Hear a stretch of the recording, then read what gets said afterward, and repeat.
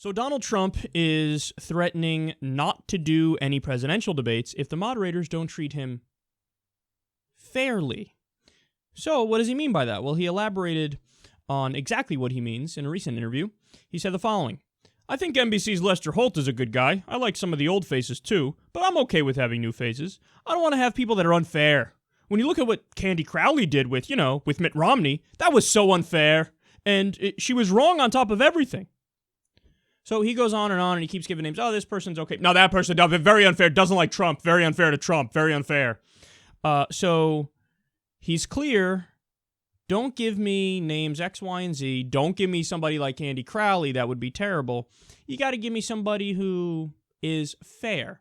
Now, when Trump says fair, what he really means is somebody who's going to let him get away with shit that he wants to say, somebody who's not going to real-time fact-check him, because when he brings up Candy Crowley, what was her egregious crime?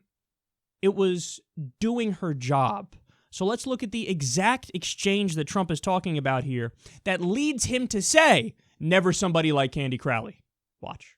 But I find more troubling than this, that on the day following the assassination of a United States ambassador, that the president, the day after that happened, flies to Las Vegas for a political fundraiser. The day after the attack, Governor, I stood in the Rose Garden and I told the American people and the world that we are going to find out exactly what happened.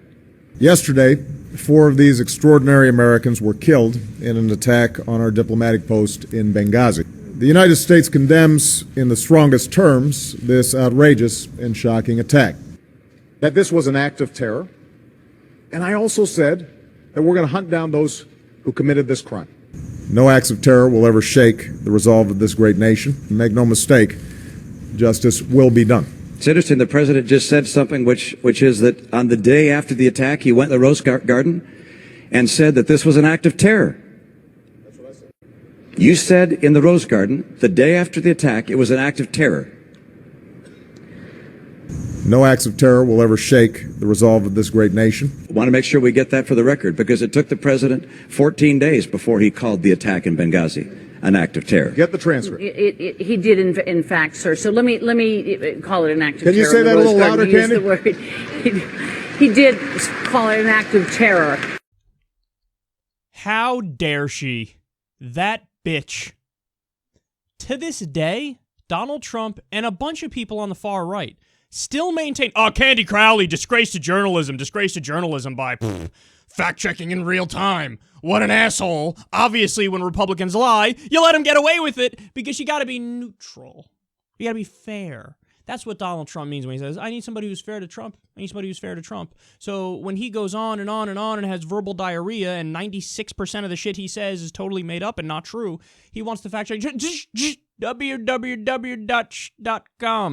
because if you fact check me, it makes me look bad, and I can't have that, and then I'll just scream how biased you are, even though your fact checks will be accurate.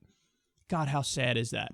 And there's another angle to this, too, which I think is super important, and it's overlooked, which is there's a lot of people who are in the anti-PC group who think, well, that's why I love Trump. He's anti-PC. You know, all these fucking delicate little flower college kids who are social justice warriors who, you know, want to, your feelings hurt? You want us to cuddle your feelings and make it so that the world is overly kind to you so you don't have to feel anything? Hold on now. You like Trump because he's against those people, except he is exactly like those people. He's a right-wing social justice warrior. He's a right-wing little PC bitch. He's telling you, if you have people who actually fact-check me, I don't want to do the debate.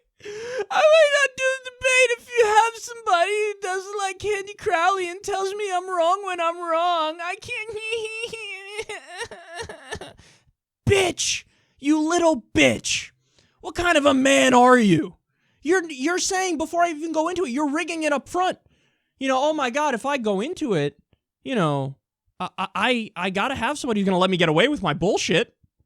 How sad is that?